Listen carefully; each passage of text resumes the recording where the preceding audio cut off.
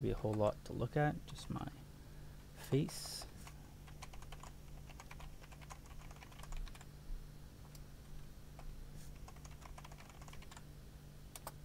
There's the link for it.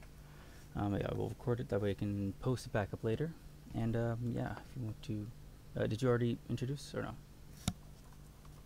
I have not. Okay. I'm good to start if you're good to do that. Okay. Welcome everyone to Omerdeen's class on awards and how they work, on our awards and how they work in Amtgard. Thank you very much for coming.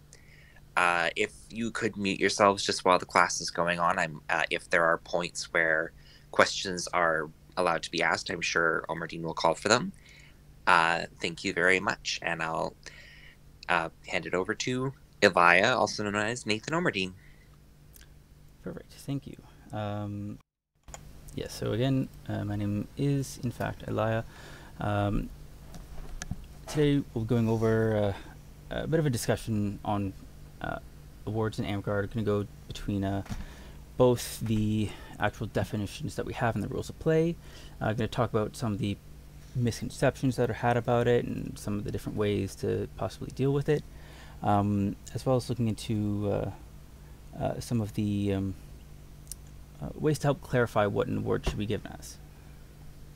Hello, cat. This is Ratchet, everybody. So, start with awards. Awards are basically just things that we can give to people that have gone above and beyond in some way in Amtgard. Just show appreciation, show that people have improved, or show work that they've done. There's a whole bunch of different awards that we have in Amtgard. And if you have the rulebook open, I would highly suggest it. Otherwise, I can actually give you a link to that as well.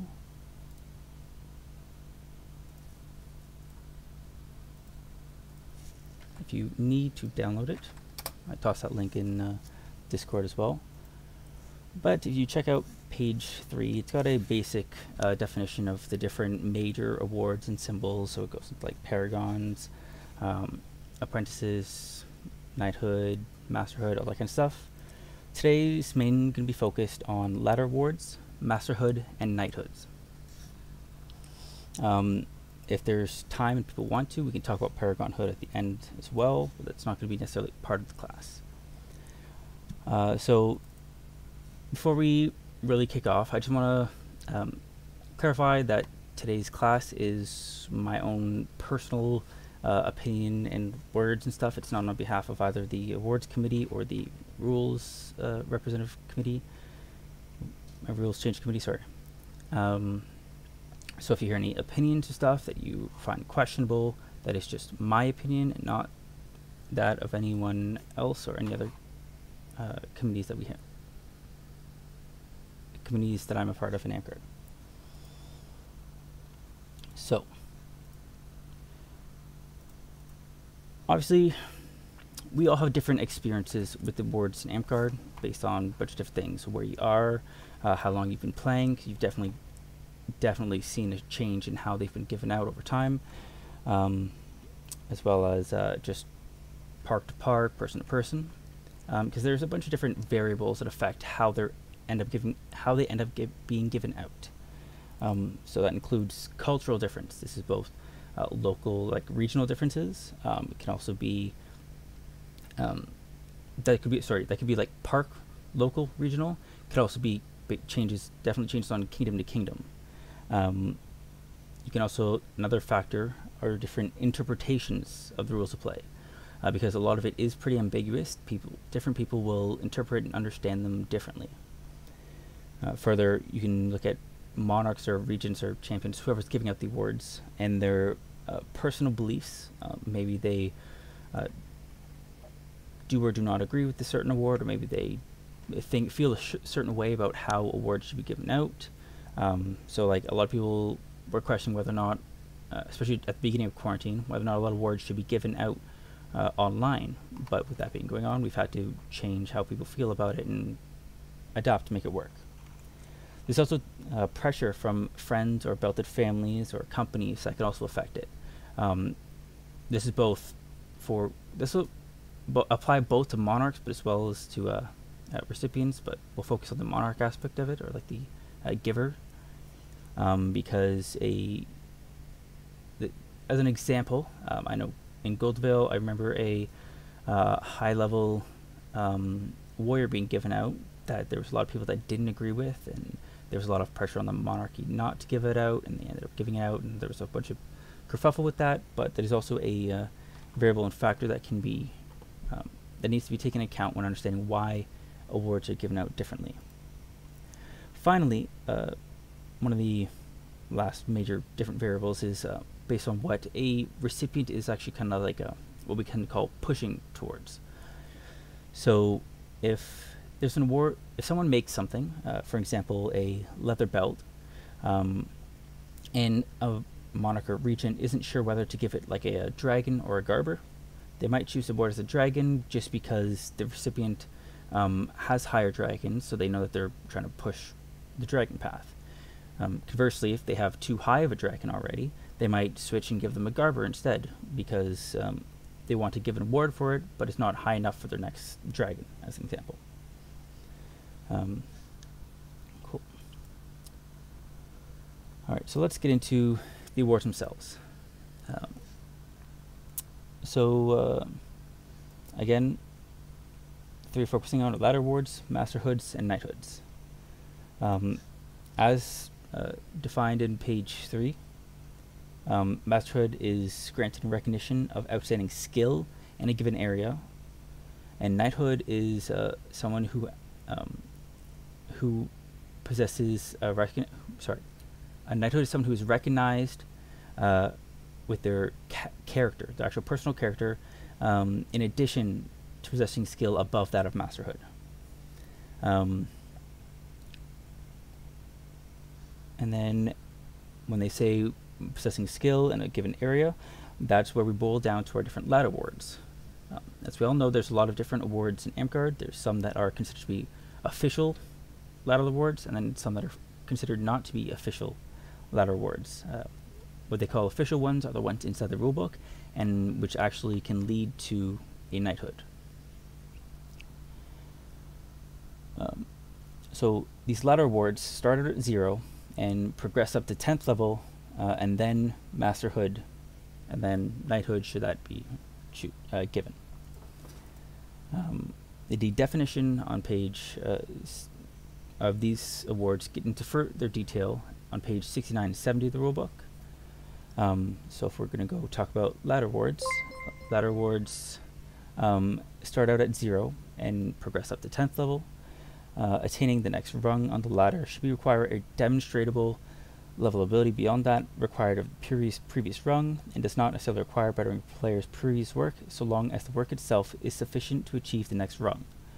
All levels must be earned consecutively among some discretion toward multiple levels to the same individual, but the awards have to be given in sequence. Why is that showing that? Oh, anyway. Yeah, must heard the same as the other one. So there's 4 different Knighthood Paths, as I think majority probably know. There's the Sword Path, which is awarded by getting Warlord, or aka Masterhood, in the Orders of the Warrior. There is Knight of the Serpent, which is given for is given after earning Masterhood in either Owl, Dragon, or Garber Paths. There is the Order of Crown Knight, which is given after Masterhood in Order of the Crown, and finally the Knight of the Flame for given after earning Knight of the Flame, who it can be given after they earn their Masterhood in either Smith, Lion, or Rose. I'm not going to go into explaining each and every award unless it's going to, except as where it becomes relevant. But for Sword Path, it's pretty straightforward. Order of the Warriors are pretty well explained of all of them. They're the most objective. The main issue, or like where ambiguity can come to be in the Orders of the Warrior, is for the first couple of levels where it is able to be awarded for battlefield prowess, and that's just because battlefield prowess is not defined. So the first 4 can be awarded for that without explaining whether or not that includes the use of class abilities, spells, or archery, or if it's just supposed to be like actual fighting prowess, martial prowess. And then whether or not that should include those or not is a separate discussion. But it's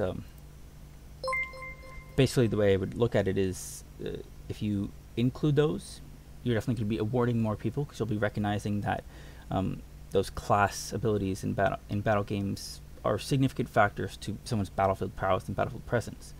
But the drawbacks to doing that include giving what's the word here is I guess a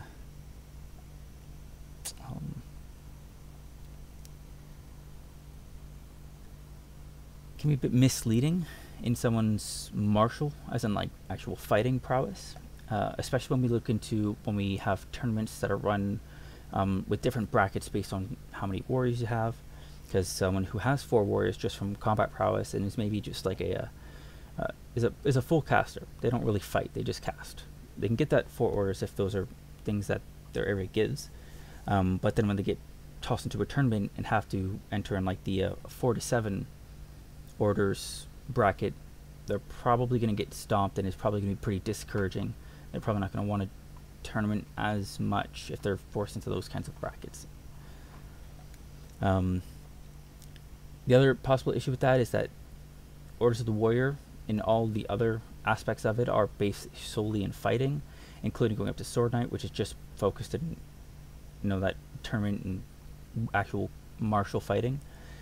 So including those class abilities, stuff like that, can kind of change how that works, or can be interpreted to go against the spirit of that award path, I guess. Though this is something that is currently being looked at by the awards committee, both how the Orders of the Warrior work, as well as looking into possibilities and how a class battle game Knighthood can work. Second, go over to the Serpent. So obviously we have Owl, Dragon, and Garber. Owl's basically just construction. Dragon is basically focused on the arts, and that's a lot broader than the other ones are. But and then finally Garber. And these 3 really tend to get muddled because they tend to overlap a lot, particularly when things that are crafted or look good. Because obviously, especially when you're trying to enter something into a competition, people are going to want it to look good. Even not people just generally want things to look good.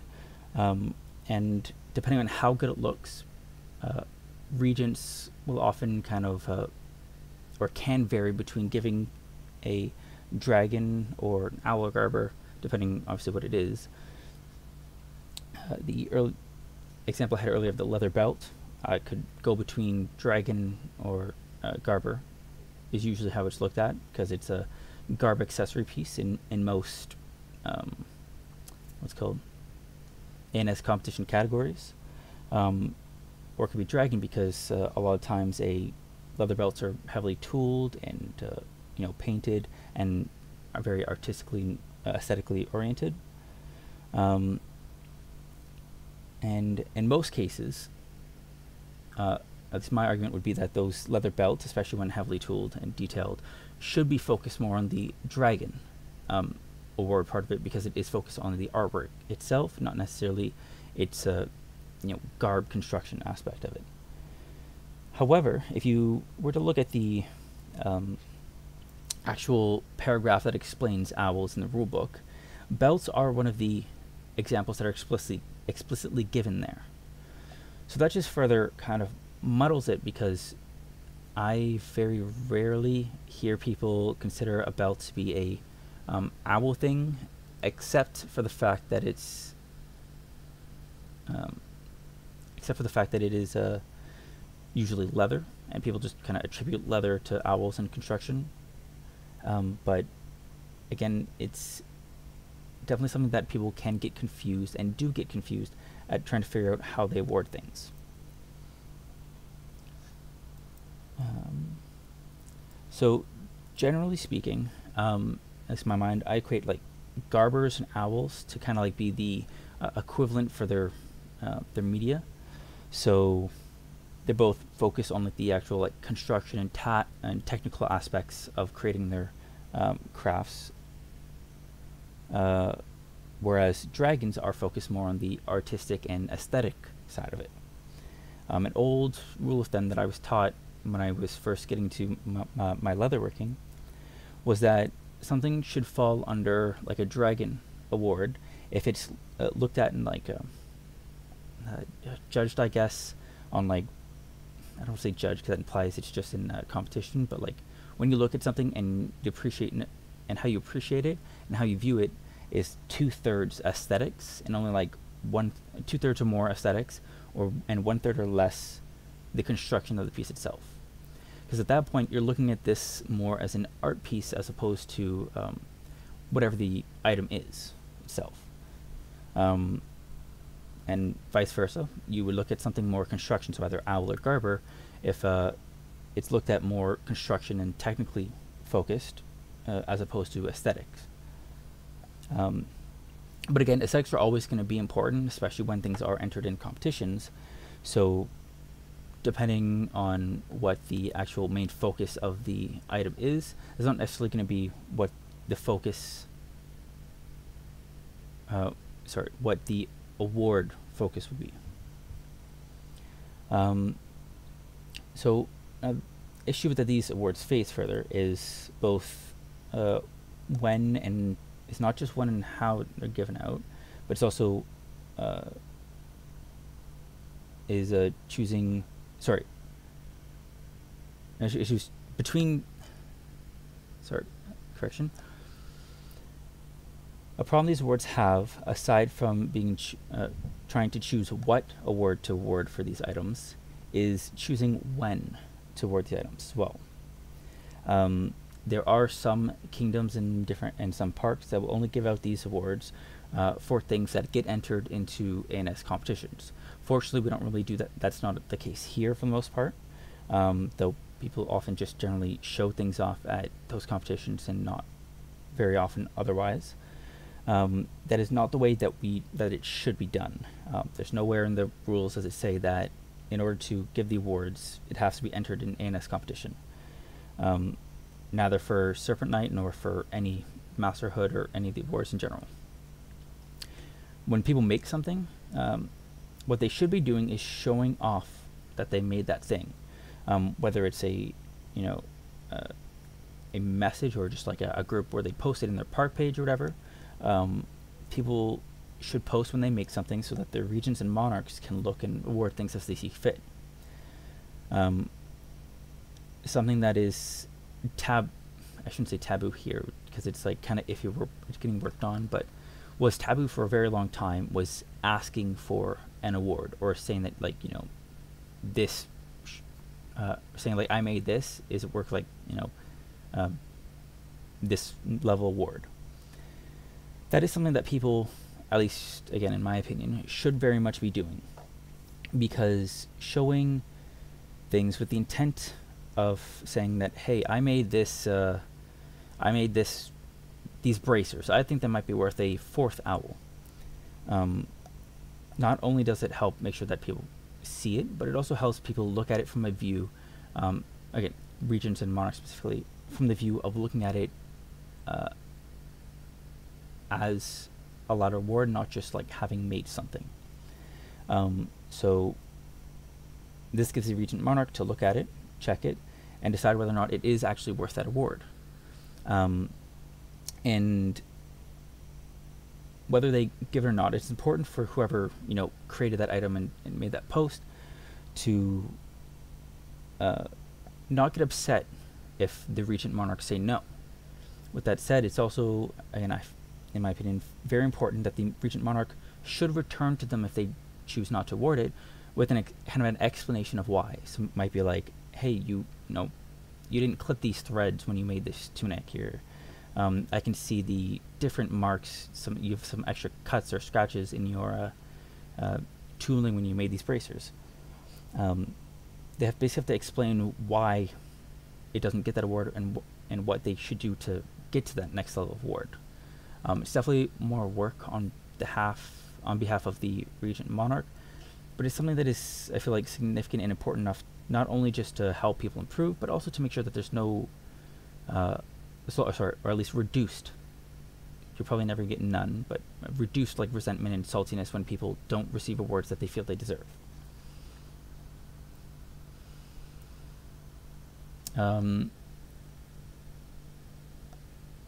Oh, sorry, Lisa, I just see your question.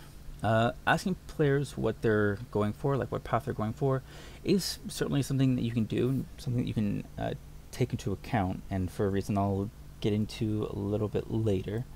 But it never hurts to ask that, but it's more important, or at least more honest, more genuine, I guess, to actually give the award for what it was made for, as opposed to what they're kind of hoping to get out of it, if that makes sense.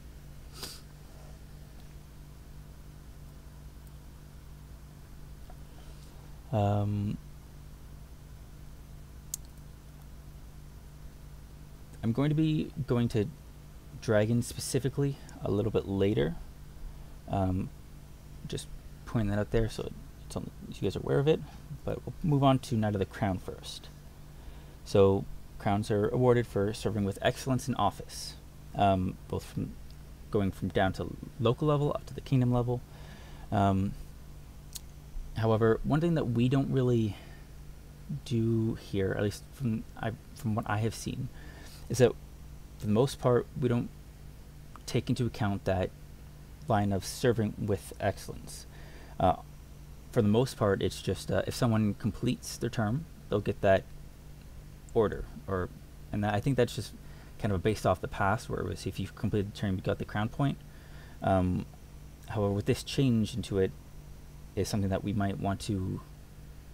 I shouldn't say that, because I'm pretty sure the crown points had that term as well, and it was just as unhelpful then. I shouldn't say unhelpful, as subjective, ambiguous. That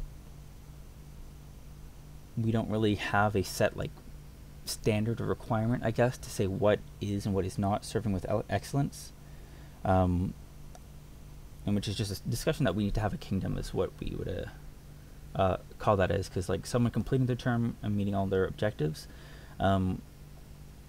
whether we call it excellent or serving with excellence or not, it's up for discussion, because that'd be theoretically meaning the minimum of their office. But at the same time, it's like we have to show, we want to and should show appreciation for our volunteers when they do things, because they're necessary to our game and to our chapters in general.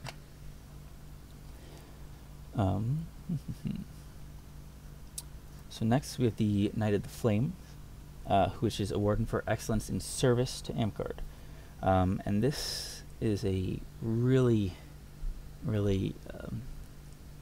challenging one to go into and actually decide and explain and figure out how things get awarded, because to get to Knight of the Flame, you need a masterhood in either Smith, Lion, or Rose. These three are usually mixed up as to like how they get awarded, where is Smiths generally are kind of like explained to basically be awarded for running different events and activities. Lions are generally for going above and beyond expectations in office or leadership outside of office. And then Rose is service to the club, not necessarily, but can be related to office. And Rose tends to be like the catch-all of, I don't know what to award this for, but you did something, you helped, so here, have this Rose. It's not necessarily the way it should be done, not necessarily the way it shouldn't be done, but it's definitely something that happens that way.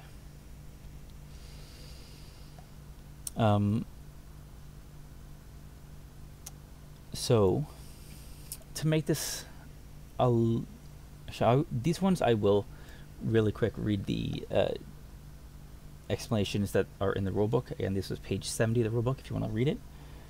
For Smith, is awarded for organizing and running battle games, quests, workshops, demonstrations, and the like while not in office, or for running such events above and beyond the requirements of one's office. A first level Order of the Smith might be awarded for running a good battle game at park level. A 10th level Order of the Smith might be awarded for running a series of fun, immersive, and well-scripted battle games or quests, providing direction for an entire reign. Lion is awarded for going above and beyond the call of duty in the execution of office, or for leadership outside of office, while performing a service to Amtgard. A first level Order of the Lion might be awarded for organizing fighter practices on off Amtgard days. A 10th Order might be awarded for running a series of demonstrations that increase attendance and ingratiates the club with the local community. And then Rose is awarded for service to the club, not necessarily related to the office. A first level indicates a very minor service to the club, such as picking up trash, while a 10th level could be comparable to providing consistent long-term service to the club. So trying to split these up is often difficult to do, and to further make things kind of muddled, if you look at in the Smith list of examples, running a demonstration is an example that it can be awarded for.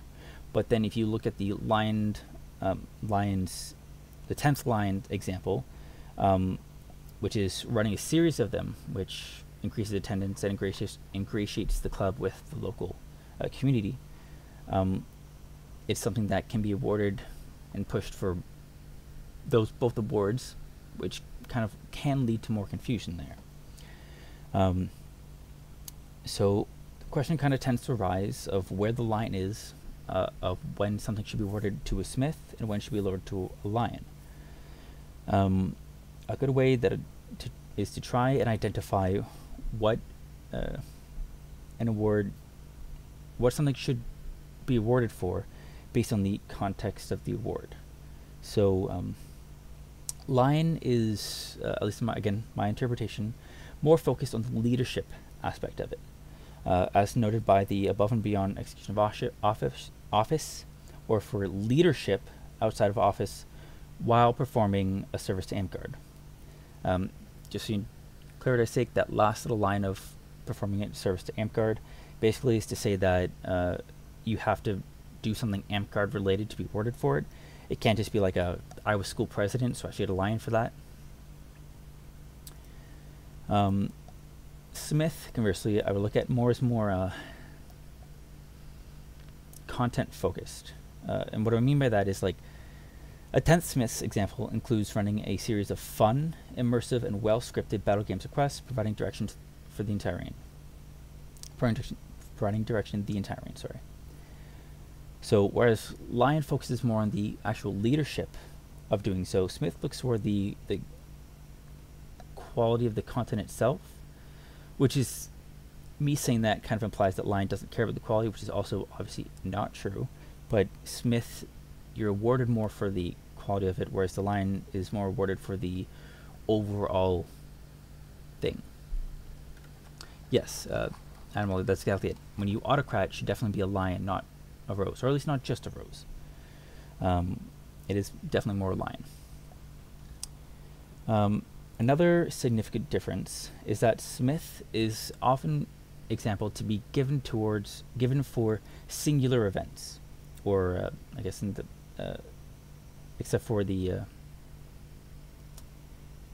their 10th example. But so, like, running a battle game at a park level is worth a first Smith, whereas under Lion, a first Lion would be organizing fighter practices on off Amtgard days, or which implies doing this over a period of time, more than once.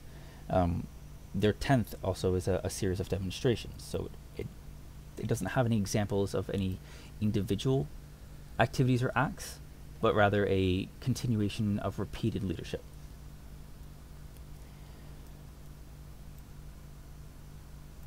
So trying to figure out when you're awarding something between the 2 or 3 of those is definitely still going to be challenging. You have to think about what exactly you're awarding this person for, whether it is more for the overall running of something or for the specific things done in it. So like again, as Amy said, an autocrat would get a lion, whereas if you looked at the warriorcrat, depending on what they did and how much they did, that's probably going to be a smith, because they're going to be the ones designing and running all of the battle games or the quests or the whatever is going on in that event. So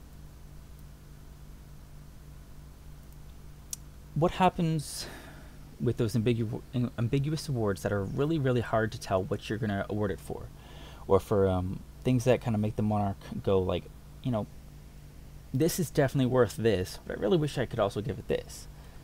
And there's a really simple answer of just give them both.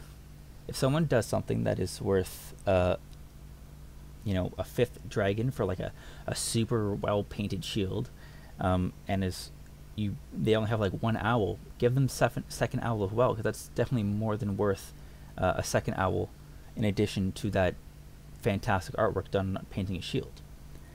And the reason this works is there's no restriction for monarchs, forcing monarchs and regents to only give 1 award per item that someone, or item or activity that someone does.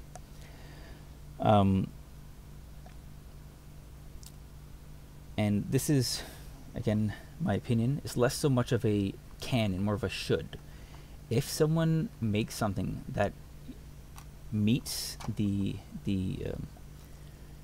rank or the requirements of the next order and whatever things that it could be applicable to. So for that shield, it could be that, you know, dragon and owl.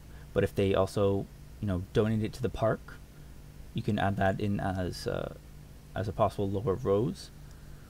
And if those things are, if they're eligible and actually meet those requirements, they should be getting each of those awards that they're meeting. I'm sure that some of you are currently going like, no, we can't do that. We can't just, no, they need to improve. Oh, sorry, improve to get the next order. If you, and I'm going to be pretty blunt about this, not apologetic though, is that if you feel that someone needs to improve in order to get their next order, you are incorrect. It's just wrong. And I could say that objectively because it's written in the rulebook.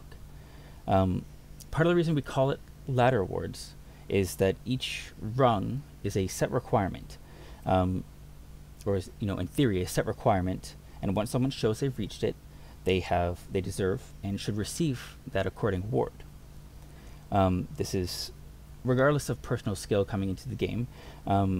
So to give that analogy is that a tall person trying to climb up a ladder will be able to start at a higher rung than a shorter person just because they can reach that. Similarly, someone who is a professional singer or a professional artist or professional costume maker, they're going to start out their Amtgard career at a higher proficiency, a higher level of skill than someone who's brand new to a certain craft and is just learning it in their Amtgard career. And this brand new Amtgarder who has been, say, making theater costumes professionally for 20 years, they're gonna make, the first time they make something in Amtgard, the first like Amtgard garb or whatever, they can make like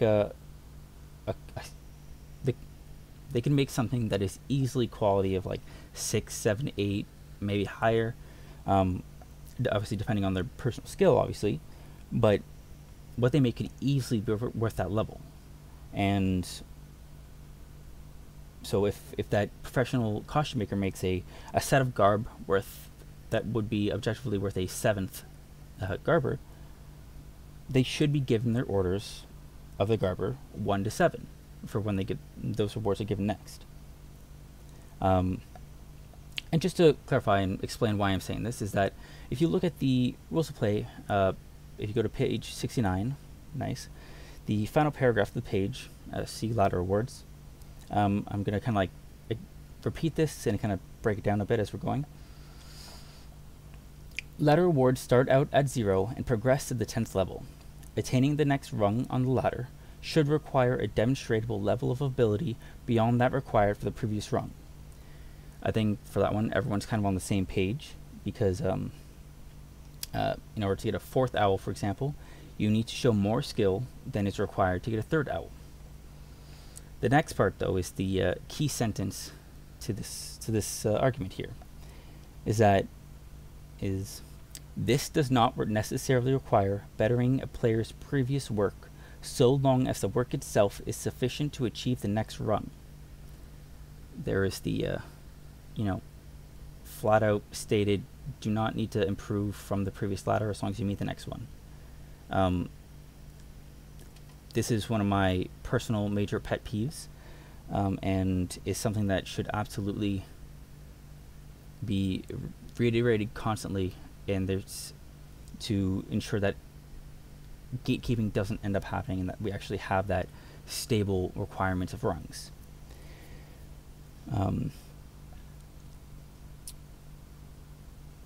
When you require someone to constantly improve to get their next order, it does absolutely, won't necessarily, but absolutely can get into gatekeeping territory. And this is because it's constantly moving the goalposts, as well as just being, objectively unequal for... sorry, I did see the question. I'm just going to finish this point and I'll get to the question. Sorry. What was it?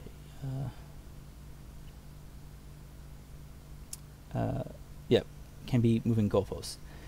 Because if I used the example of the professional garber before, that garb set that is, that would be worth a 7th order might only get a 1st order for it. And then in order to get their 2nd, they would have to do something even better than that 1st garb set. Now this would escalate to the requirement of a 10th garber or masterhood being drastically higher quality requirement than that of a player that started from scratch and got their first garber for like a super easy box T tunic. Now there's obviously the reasonability of regents and monarchs. I'm not saying that people are going to be crazy hard set on that, because someone who is worth their salt would be recognize something as being a high quality board. So that 7th, that garber making that garb set worth a 7th, this type of monarch or regent might instead try and just break it down so that they go okay, your 1st award is given for the scarf of it, the 2nd is given for the gloves, the 3rd is for the pants, and the 4th is for the tunic. That way they can justify giving those multiple awards, or justify giving multiple awards without just screwing them over with just the one, but also and they can do that to try and maintain that their idea of standard for it, I guess. And I think that I've certainly seen it happen. I'm sure other people have as well. But when that happens, even if it is well intentioned, it is cheapening the work that person did to make that craft, that in this set, the garb set. It's not just cheapening it. It's also subverting. It's just intentionally subverting the monarch or regent's own idea of how to give these awards and their standards for it. So because I say that because you're just trying to cheat yourself into thinking that you're giving these multiple awards to try and give what that that garb set should be worth, or at least as close to it as you can, by while maintaining the idea that that they need to improve each run. And if you're doing this, you're just cheating yourself and cheating the person receiving it for doing that. And the reason I say it's cheapening the work that person did is because, one, generally speaking, sum of the whole is greater than the sum of its parts. So making a bunch of different garb pieces that can be worn together is one thing, but making something that is actually a full matching set is another. And making that full set is absolutely going to be viewed as more, I guess, as making those separate things. And I say this because if you go into a ANS competition and someone enters that full garb set, that is going to get scored more as someone who enters like those same amount of pieces but as individual entries, as opposed to that single garb set entry. And specifically, if they're all the same quality, to clarify that garb set is going to be viewed as more because it is viewed to be one major thing. It is a significant amount of work more than those individual pieces. And by changing and awarding each individual piece instead of the set for what you think this set should actually be worth, it is instead basically breaking it down to viewing them as different pieces of lesser works, if that makes sense. So going back to the paragraph real quick, the last sentence of the paragraph is, all levels must be earned consecutively. Monarchs have the discretion to award multiple levels of award to the same individual, but all awards must be given in sequence. This says that the first order of the dragon that someone can receive is the first order, followed by their second, followed by their third, etc.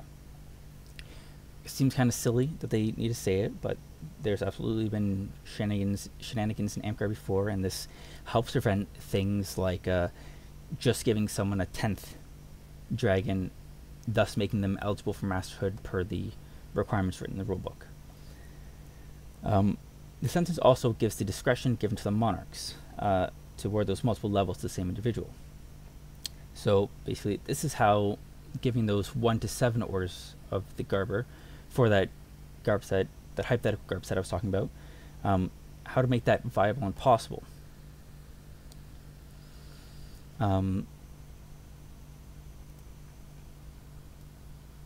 So if there's just to reiterate there, is that when people make something that can be given, that can earn an award in different categories, they should be getting an award for all of those categories, because awarding one does not preclude them from getting another. Further, if they make something that is well above their current ladder award, they should be receiving the awards that go up to and including the word that is showing proficiency that they did. Alright, so I'm going to go back real quick to that question. Mentioned earlier posts, I did the thing, I think it should get X level award. Would it not be better to ask others where they rank the thing and why? That is absolutely a way you could do it.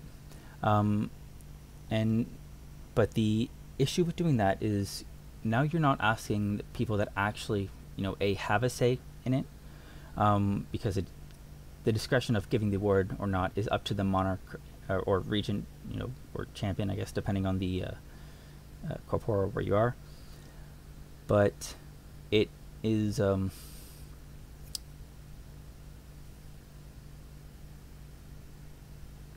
when you give what would you give this for and why, I'm assuming, actually, I wouldn't mind if you could you clarify whether or not to ask others? Do you mean ask the monarchy themselves, or just like posting like, hey guys, hey everyone in this Facebook group, what do you think of this? Because those two things are drastically different. If you were to send it to them like, hey, what order would you give? I just made this bracer set. What order would you give it? Totally viable. It's just another way to say, hey, I think this might be worth the next award. Can you take a look? It's just another way of wording it that's just less pointed about it, I would guess. I would say. Yeah, I was thinking on the lines of one way sounded more demanding of an award rather than I guess more of like a humble approach of, hey guys, I did the thing. What do you think it's worth? And then hopefully the monarchy will pick it up and say, hey, yeah, that's worth X. That's totally fair. Look, that's going to come. That's definitely more of a cultural thing where the you said it's more of a humble way to do it. Definitely valid. The issue with that is when you are trying to, how to say, it kind of encourages that that idea that people shouldn't be able to say that they deserve an award for whatever they've done. Asking or like trying to push for that humility is kind of, I'm trying to think of the right wording for it, but it's here, let me go in just different direction here.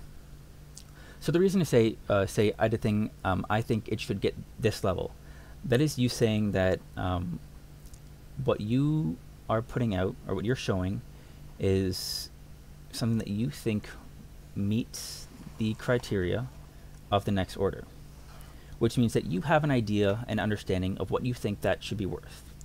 So when you put that forward, you're not only are you asking, you know, for that award itself, you're also giving an kind of a snapshot, I guess, of what at least part of the public perception is of what those orders should be worth. So when you put that forward and give it to the monarch or regent, whatever, it's going to immediately show them that they made something, and immediately say that you think that, you know, this is the level where you think it's at, which will immediately bring their mind to that level, and they can, you know, view yes or no whether it is or not. Whereas if you say, hey, this might be worth an award, that doesn't really give them exactly a what's called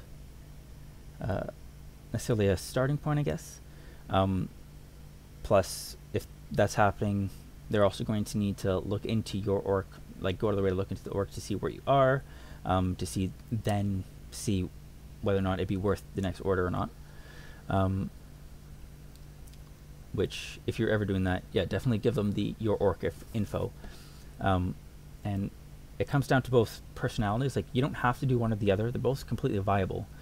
I think my point would be more accurate to say that it should not be viewed negatively when people say, hey, I think this is worth this. If you as a person are more humble and don't want to be that, I guess, like, direct about it, you can absolutely, like, hey, do you think this might be worth the next award? Or, like, do you think this would be worth something? You can do that, but it should never be viewed negatively when someone is direct saying, I think it should be worth this. Does that answer your question, or did I just ramble?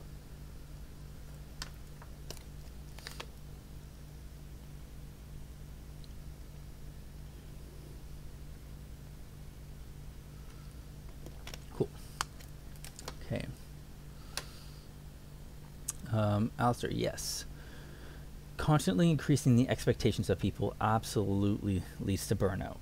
We see this time and time again with a number of different things, and doing so not only can bring burnout for people just not wanting to do that craft or do what they're doing, but also can discourage other people from wanting to start it, because they'll see that burnout and also see that things keep getting harder. Now, just to quickly clarify,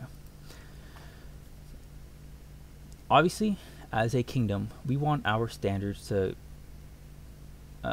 keep improving. We want to, in theory, we want our next, Serpent Knight to be better than our last one, and that to always continue. With that said, it is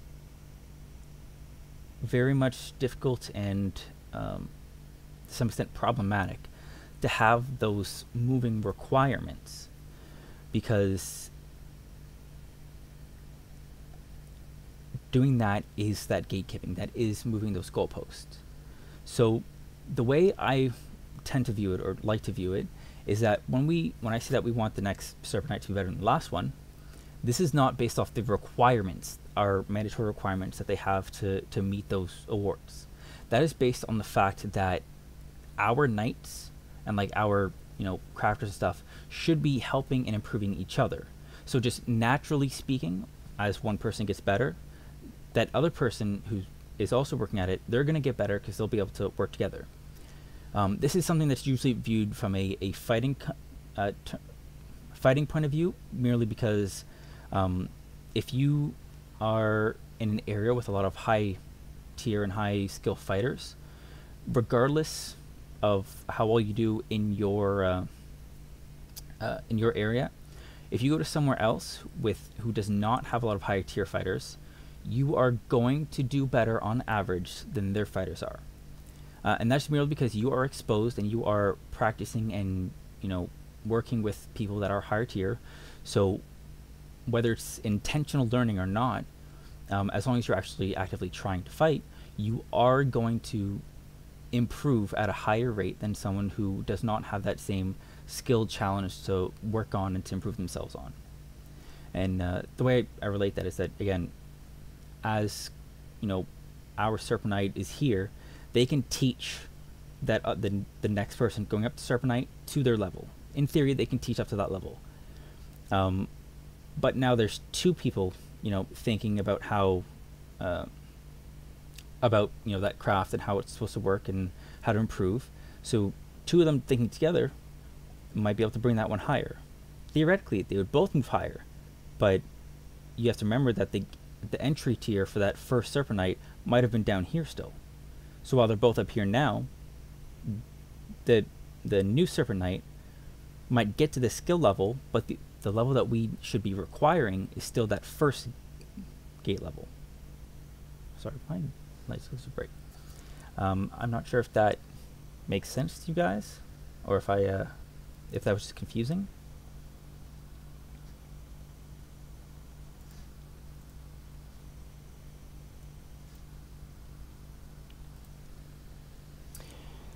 But I'm going to move on to something that I said I was going to get back to earlier, and that is Orders of the Dragon.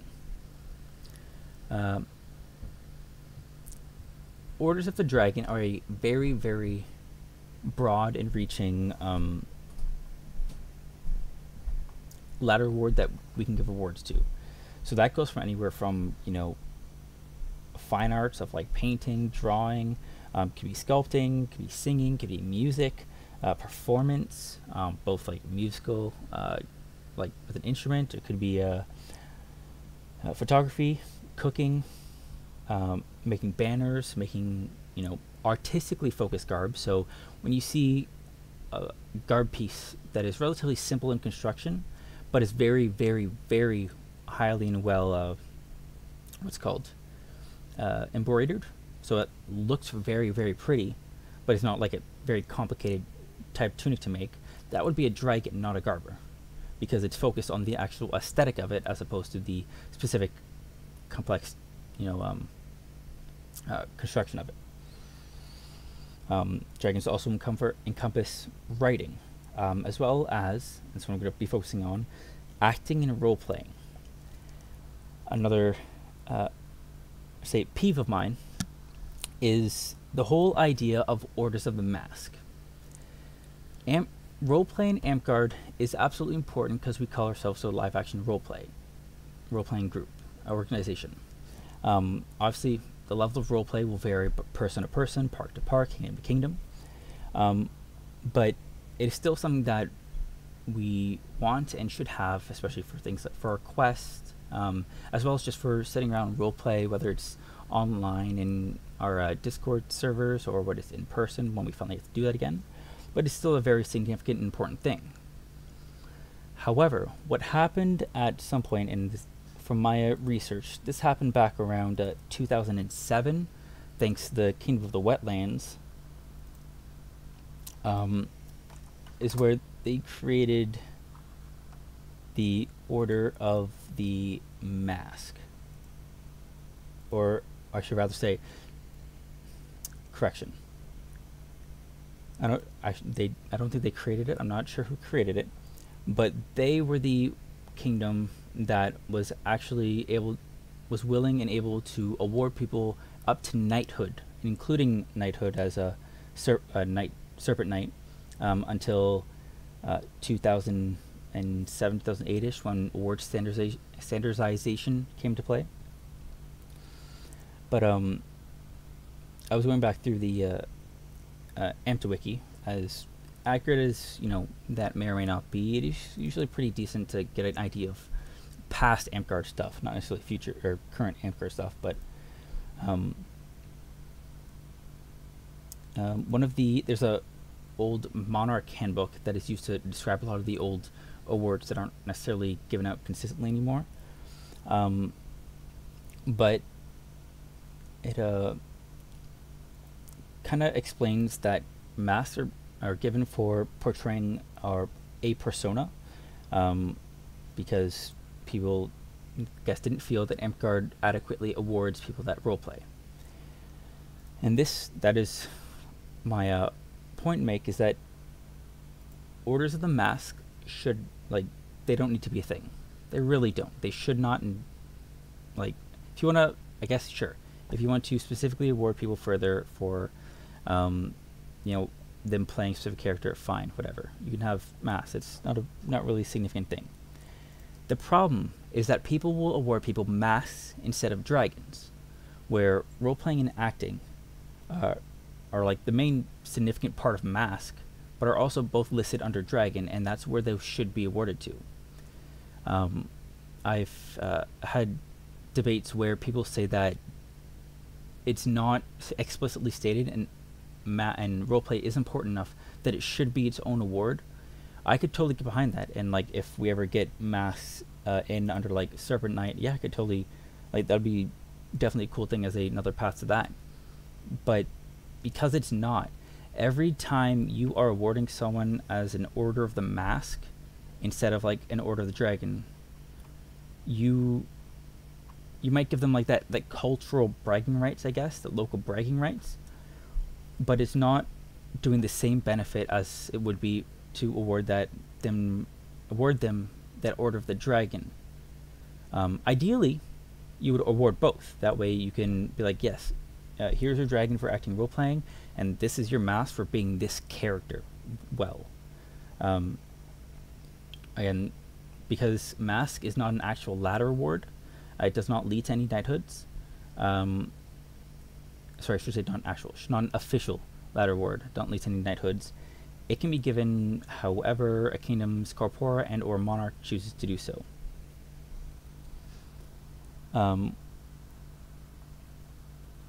So for give me a second. Sorry.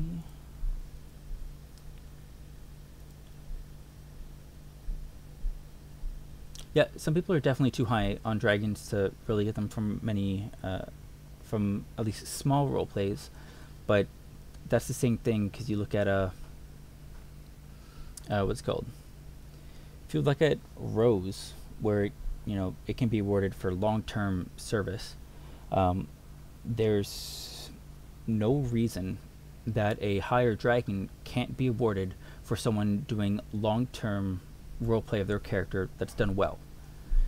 So if someone shows up to Amtgard and is in character, day in, day out, every event, there's no reason they can't get an 8+ dragon for showing that skill and ability in their roleplay and their acting as they're doing that.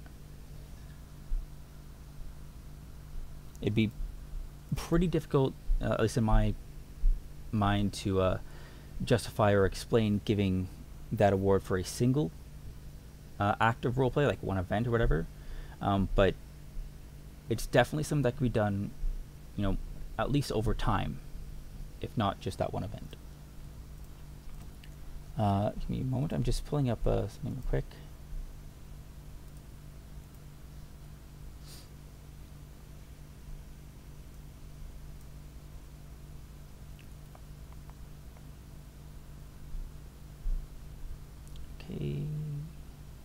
Alright, cool, yeah. So, our corpora specifically has a couple of different non-standard rewards.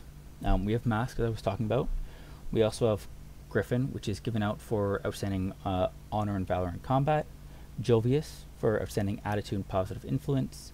Order of the Flame, not to be mixed up with, Knight of the Flame, which is given for group participation as contributions to Amtgard. So flames would generally be given out to like a company or a household instead of an individual person, though each member of that would receive one. It's generally how that works. Recently we also added in Tactician and Sharpshooter. So Tactician is battle game prowess, including effective use abilities, martial prowess, and or strategy. And then Sharpshooter is prowess with the battle crossbow, and we have a breakdown there as well. And then the Order of the Hydra, which is those who declare for office, pass their test, and have their crown quals approved. These non-standardized awards are definitely good and fun to hand out in a lot of cases. They can also be used and actually I think they're pretty sure in the rulebook it's stated they should be used, at least for knighthood, to help indicate when someone should be getting one of the higher or highest tier awards. So like specifically knighthood. Let's see, yeah, page 69, nice, of the rulebook says that knighthood is also recognition of character in addition to having skill beyond that of a master. It is suggested that orders that reflect a player's positive character, for example, Griffin, Walker in the Middle, Jovius, Mask, etc., be considered when determining any class of knighthood. So even though they're not necessarily considered to be official ladder awards, that does not necessarily mean that they're unimportant. Even though it is, at least in discussions that I've had with people, fairly common to say that to people be like, great, I got this award, cool. It doesn't really do more than just end up being like that, kind of like a extra tick in your orc. And that is, obviously that's problematic, because when we give out awards, we want that to make sure that means something to people, and ideally mean to other people as well. But I think where I'm trying to go for here is that it's when people give these awards, they tend to give them instead of ladder awards, or vice versa, give a ladder award instead of one of these awards. Whereas again, they can still be given together. So like, again, like that example before, is that someone who's low in dragons could do really good roleplay at like, bot D quest, and they could get like their first or second dragon as well as a mask for doing that at the same time.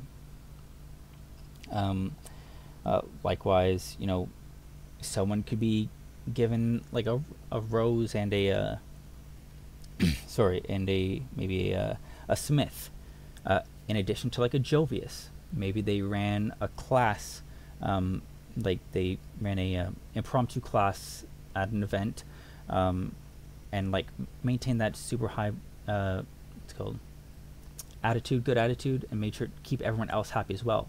So a lot of times when we have inclement weather, sometimes we'll change up our schedules a bit. So maybe we were supposed to have a battle game, and we had what's it called, a thunderstorm, and we're like, okay, no one's fighting out here, get inside, we're gonna wait this out, instead of having everyone just sit around and just grumble that we can't really do much while there's rain. If that person runs a little workshop or class or whatever, they can definitely get awarded for all those things at the same time. Okay, so before I do a recap, does anyone have any questions? Any further questions, I should say.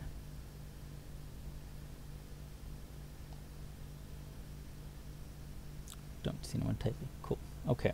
So, as a bit of a recap, when we're giving awards, there's a bunch of different factors that influence how and why people give the awards that they do. and a lot of those are pressure from other people, personal beliefs, or just different cultural differences or different interpretations of the rulebook.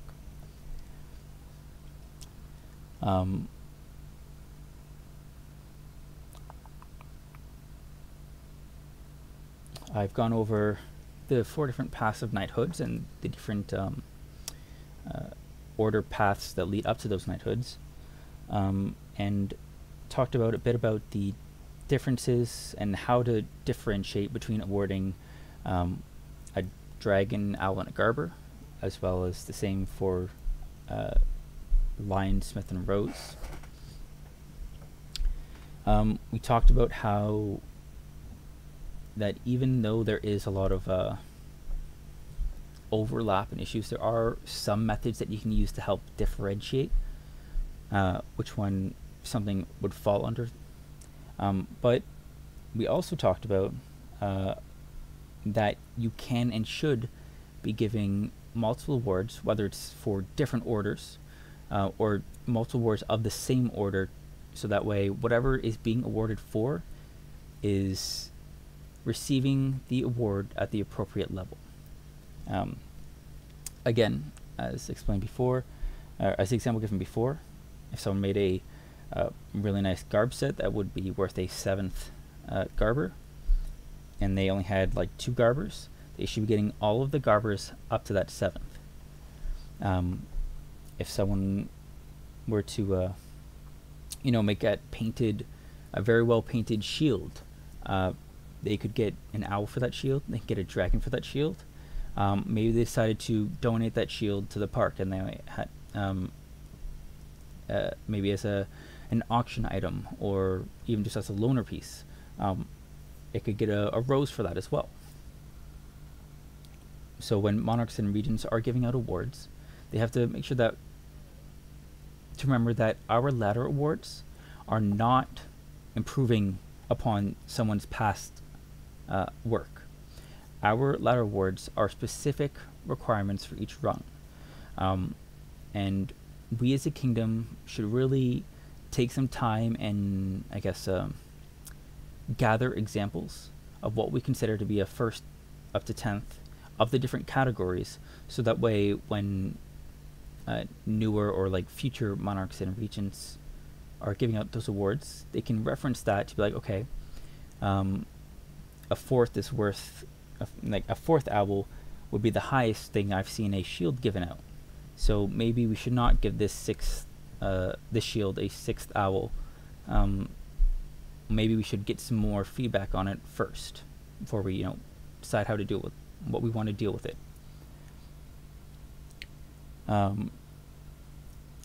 We talked about, how requirements for orders are based on rungs, not personal improvement. So I'm going to harp on this one, is that you do not have to show personal improvement to get the next order after your previous one, so long as what you are making is showing the level of skill required by that order. And that's in the rulebook. There's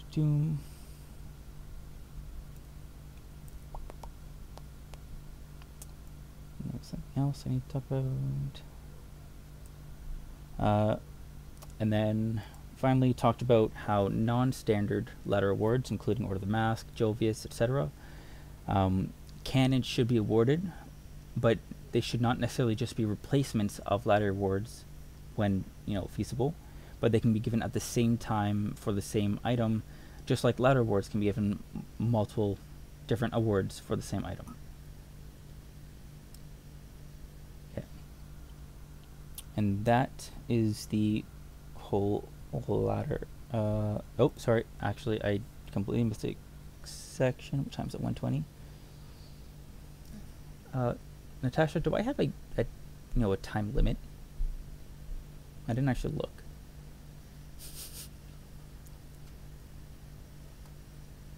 There's no strict time limit. Maybe don't go on for 12 hours, but there's There no goes my strict. plan. Damn it. Only have so much time. Okay, There's no cool. the amount of time. sorry, I missed this. I was supposed to go over this earlier. Apologies, but I had missed going over Masterhood and Knighthood, like the differences between the two, which is mostly that Masterhood is supposed to be given based on skill above that goes above 10th. Basically, supposed to be like show a mastery in a person's specific craft, and then that's a differentiation from Knighthood, because Knighthood is skill above that as well, and is focused on the character aspect. So it's more than just the actual skills required by the Masterhood. It looks into the actual skill of the person, because as they're often called, knights are like the only award that ends leaving you up in office for the rest of the time you play, because basically once you're knighthood, you're it's often said that you're effectively in office, because people always come, you're someone that people will always know they can come to for help or expertise or whatever. I think that was good. Yeah. The other thing is that, just so some people are aware, some kingdoms will award a 10th and a masterhood as kind of like the same award, so we'll give it like at the same time. We don't do that here, obviously, but just the more you know there. And I think that is all I have for the ladder awards. If anyone wants to, we can talk about Paragonhood. I do still have I've got my own bucket of things to say about that. But that is completely up to you guys. In the meantime, please make sure to fill out those award recommendations if you have them, and make sure to sign in the attendance if you haven't already. And if anyone has any questions, please let me know. And this video is on my what's called Twitch, so I will post it onto the Nine Blades page as well, to make sure that people can watch it later if they want to. So if anyone has any questions, feel free to unmute and ask me.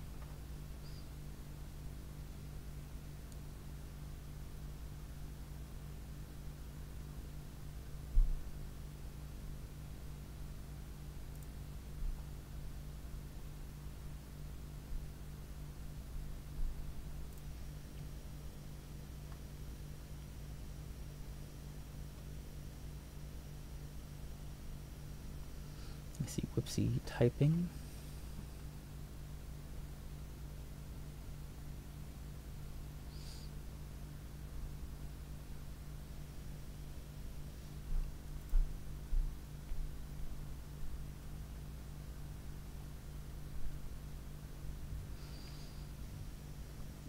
So while Whoopsie's typing, whether it's a question on, I'm just gonna go off on a slight tangent regarding the our orders of the Sharpshooter. In the what's called Agropora, we do have a specific regimented pattern similar to Orders of the Warrior. However, we don't actually have a archery tournament format to use, so it's a bit of a flaw in that one, because we don't have any consistent way to test those.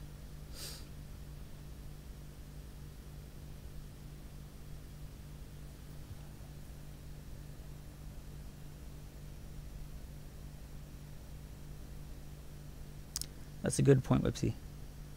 For everyone who can't read the chat right now, it's they said the same can be said response to Countess Finola's comment of some people are too high on dragons, so master a nice thing that they can get on the side. Whoopsie said that the same can be said about just about anything in the dragon ladder. For instance, someone who has their 8 dragon in painting, they can start singing at Bardics, so the quality of their singing won't be worth the next ladder award in dragon. So should there now be singing awards to kind of like meet that? It's definitely a fair comparison to make, and it makes sense.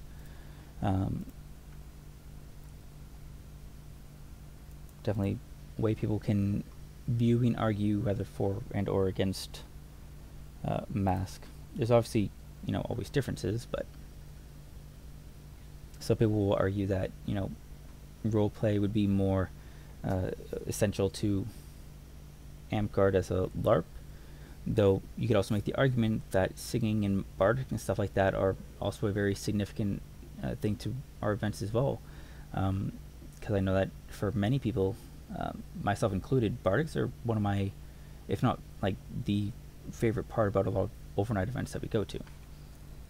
That's just a tangent on that one though. But yeah, so if no one has any questions and no one wants to talk about the Paragon stuff, then that will be it for this class. Thanks everyone for coming. Appreciated everyone watching and all the comments and input. Thank you also, Nathan Omerdino or Alaya, for teaching this class. And again, thank you everyone for coming out.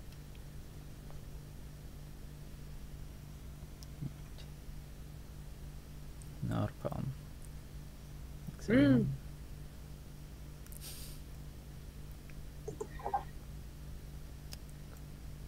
Alright, gonna end the stream now.